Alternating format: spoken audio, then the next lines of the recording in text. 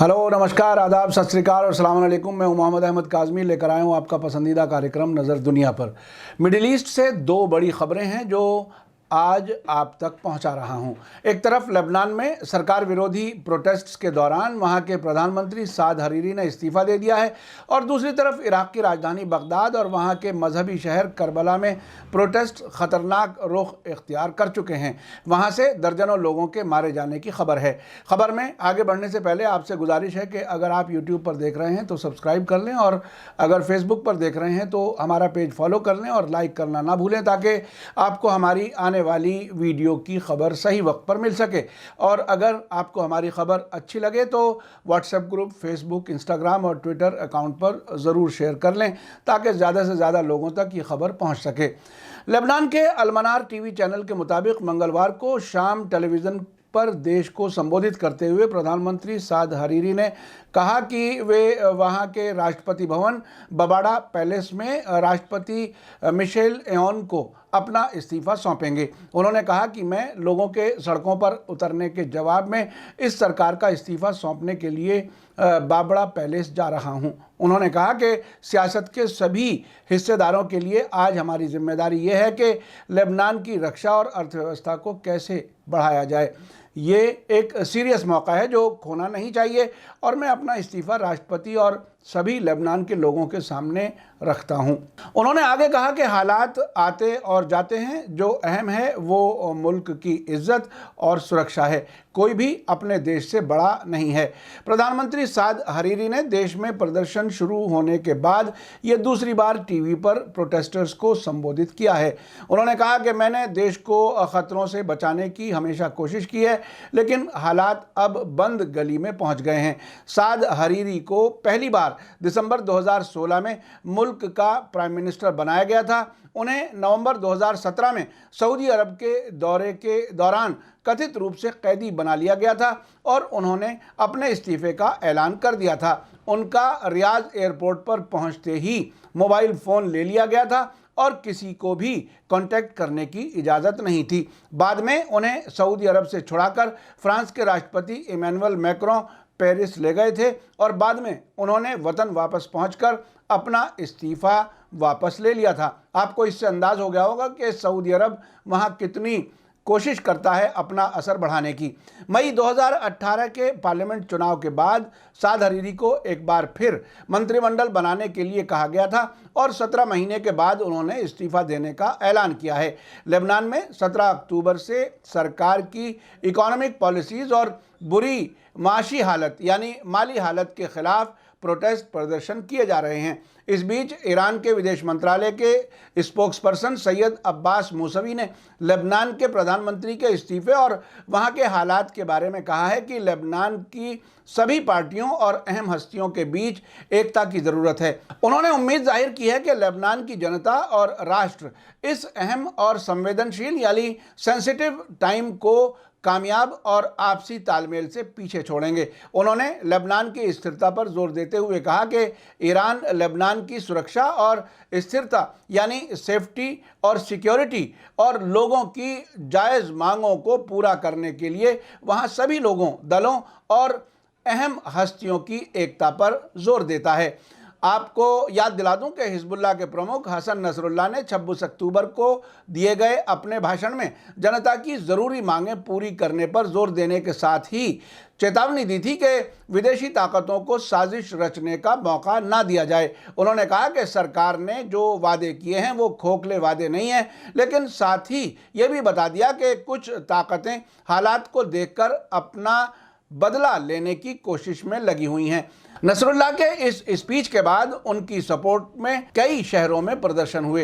Hezbollah सरकार की partner है, और अब लेबनान में बिना हिजबुल्लाह के कोई सरकार नहीं बन पाती। उधर इराक की राजधानी बगदाद और मजहबी शहर करबला से सरकार विरोधी प्रदर्शनों के दौरान खूनी झड़पें होने की खबर है। वहां हालात बिगड़ने पर कर्फ्यू लगा दिया गया है। बगदाद के तहरीर चौक और करबला के तरबियत चौक पर प्रोटेस्ट्स के दौरान शुरू हो जाने के बाद हालात एक बार फिर तनावपूर्ण हो गए हैं। राजधानी बगदाद और करबला समेत कुछ शहरों में गड़बड़ी के बाद सरकार ने दोबारा कर्फ्यू लगा दिया है, जो अगली सूचना तक यानी अगली इंफॉर्मेशन तक जारी रहेगा। बगदाद से एसोसिएटेड प्रेस ने खबर दी है कि इस महीने के शुरू में सरकार मुखालिफ प्रदर्शनों के बाद से लोगों पर किए गए सबसे खतरनाक हमलों में से एक में सिक्योरिटी ऑफिशियल्स के मुताबिक करबला में इराकी प्रदर्शनकारियों पर नकाबपोश बंदूकधारियों ने गोलीबारी की, जिनमें कम से कम 18 लोग मारे गए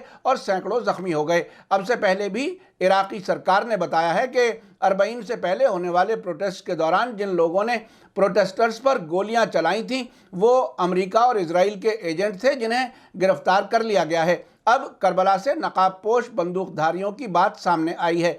इराक के बहुत से सूबों में पिछले कुछ हफ्तों के दौरान खराब सुविधाओं, बेरोजगारी और भ्रष्टाचार यानी करप्शन के खिलाफ प्रोटेस्ट होते रहे हैं, लेकिन अब ये प्रोटेस्ट हिंसक यानी वायलेंट हो गए हैं, जिसके नतीजे में दर्जनों प्रदर्शनकारियों और सिक्योरिटी अमले के लोग मारे जा चुके हैं। इराक में ये प्रोटेस्ट ऐसी हालत में जारी हैं जब इराक सरकार ने पिछले महीने प्रदर्शनकारियों की मांग को सामने रखते हुए 4 योजनाएं पेश की थीं। ऐसी खबरें बार बार आ रही हैं कि सबूतों से पता चलता है कि इराक में जारी प्रोटेस्ट को वायलेंट बनाने में फॉरेन पावर्स का हाथ है, जो इन प्रोटेस्ट से राजनीतिक फायदा उठाने की कोशिश कर रहे हैं।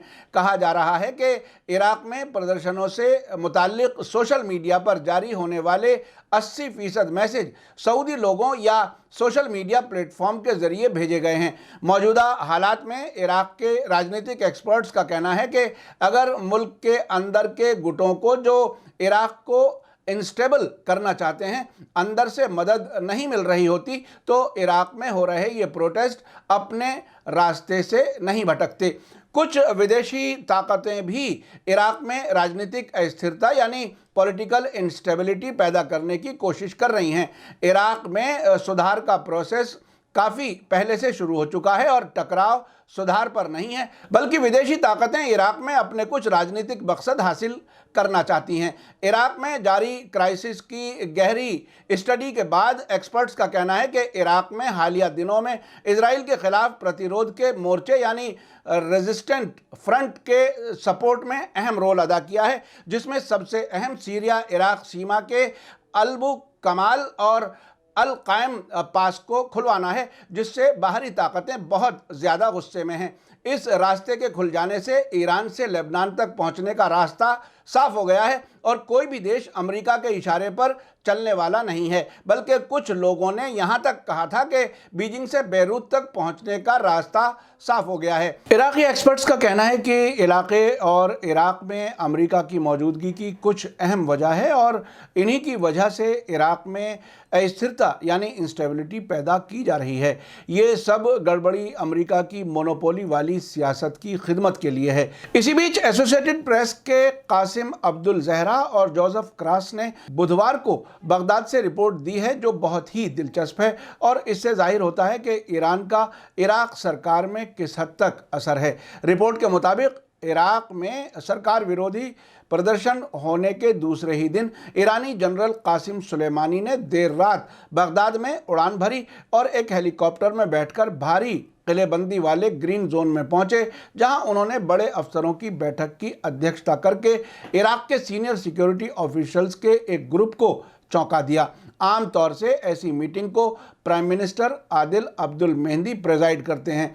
ईरान के सबसे ताकतवर समझे जाने वाले कुद्स फोर्स के प्रमुख और इस इलाके के सुरक्षा तंत्र के कायम करने वाले जनरल कासिम सुलेमानी ने यहां आकर मुल्क में हो रहे विरोध प्रदर्शनों पर तेहरान की चिंता जताई, जो बगदाद और इराक के शिया इलाकों में भड़क गए हैं।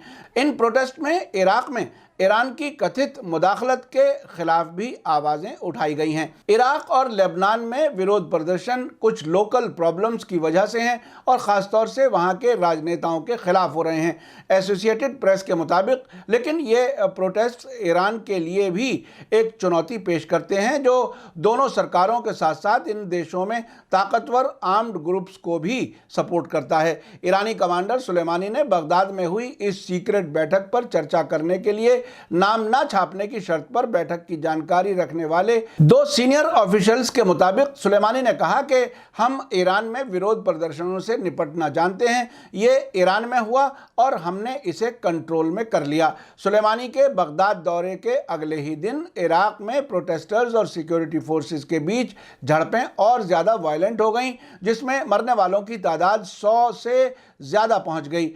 इन सब वाक़यात में अज्ञात यानी अननोन स्नाइपर्स ने प्रोटेस्टर्स को सिर और सीने में गोली मार दी थी। एक हफ्ते से भी कम वक्त में तकरीबन 150 प्रोटेस्टर्स के मारे जाने की खबर है।